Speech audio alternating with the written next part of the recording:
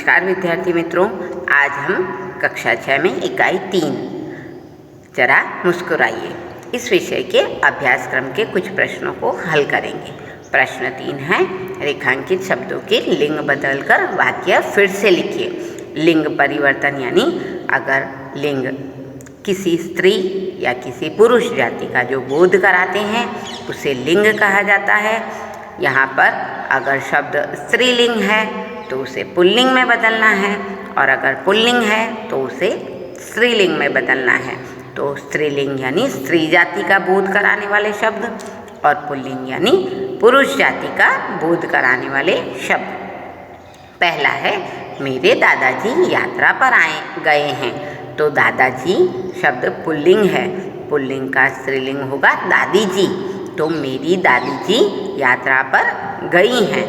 इसी प्रकार दूसरा है, एक आदमी ने मुझसे कहा। तो आदमी शब्द पुल्लिंग है, इसका स्त्रीलिंग होगा औरत। तो एक औरत ने मुझसे कहा। इसी प्रकार तीसरा है, लेखक कहानी लिख रहा है। तो लेखक का स्त्रीलिंग शब्द है लेखिका, लेखिका कहानी लिख रही है। प्रश्न 4 है, मेरी मालकिन का स्वभाव बहुत अच्छा है। तो मालकिन का पुल्लिंग शब्द है मालिक, मेरे मालिक का स्वभाव बहुत ही अच्छा है। पांचवा है, बारिश को देखकर मोर नाचने लगा। तो मोर पुल्लिंग शब्द है, इसका स्त्रीलिंग होगा मोरनी। तो बारिश को देखकर मोरनी नाचने लगी। छठा है, जंगल में शेर दहाड़ रहा है। तो इसका वाक्य प्रयोग होगा, जंगल में शेरनी दहाड़ रही है। सातवां है, सेठ दुकान में बैठे हैं। तो सेठानी दुकान में बैठी हैं। आठवां है, अध्यापक पढ़ रहे हैं। तो अध्यापक का स्त्रीलिंग शब्द है अध्यापिका, अध्यापिका पढ़ रही है। नौवां है, पंडित रामायण सुनाने लगे। तो पंडित शब्द का स्त्रीलिंग शब्द है पंडिताइन, पंडिताइन रामायण सुनाने लगी। 10वां है, लड़का दुकान के पास खड़ा है। तो लड़का पुल्लिंग शब्द है, इसका स्त्रीलिंग शब्द है लड़की, लड़की दुकान के पास खड़ी है। तो मित्रों, इस तरह हमने इन वाक्यों में लिंग परिवर्तन करके वाक्यों को फिर से लिख दिया है। अगला है कि उदाहरण के अनुसार शब्द का 4-4 वाक्यों में प्रयोग कीजिए। तो घर, घर शब्द का हमें 4 अलग अलग वाक्यों में प्रयोग करना है। पहला है, मेरा घर सूरत में है। मुझे अपना घर बहुत पसंद है। मेरे घर में 3 कमरे हैं। मैं अपना घर साफ रखता हूँ। तो इसी प्रकार हमें बाग, नदी, दोस्त, पसंद और कहानी, इन्हीं के 4-4 वाक्य बनाने हैं। तो पहला है बाग, बाग में फूल होते हैं, बाग में लड़के खेलते हैं। मैं रोज बाग में जाता हूँ, यह बाग बहुत सुंदर है। अब दूसरा है नदी। तो हम नदी में नहाते हैं, लोग नदी में तैरते हैं, नदी में नावें चलती हैं। और चौथा है, गंगा पवित्र नदी है।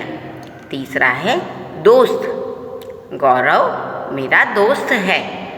मेरा दोस्त पढ़ने में होशियार है। मैं अपने दोस्त के साथ खेलता हूँ। जीवन में दोस्त होना ज़रूरी है। अगला है पसंद, मुझे गुलाब का फूल पसंद है। दीदी की पसंद चमेली का फूल है। माँ केवड़ा पसंद करती है। सबकी अपनी अपनी पसंद होती है। इसी प्रकार अगला है कहानी। तो मैं प्रेमचंद जी की कहानी पढ़ रहा था। मुझे कहानी पढ़ने का शौक़ है। गुरुजी ने हमें एक दिलचस्प कहानी सुनाई और बच्चे कहानी सुनने में मग्न थे। तो इस प्रकार हमने अलग अलग शब्दों का वाक्यों में प्रयोग कर दिया है। अब यहाँ अगला प्रश्न हमें कह रहा है कि यहाँ कहावतों के अर्थ दिए गए हैं, तो कक्षा में उदाहरण देकर उनकी चर्चा करनी है।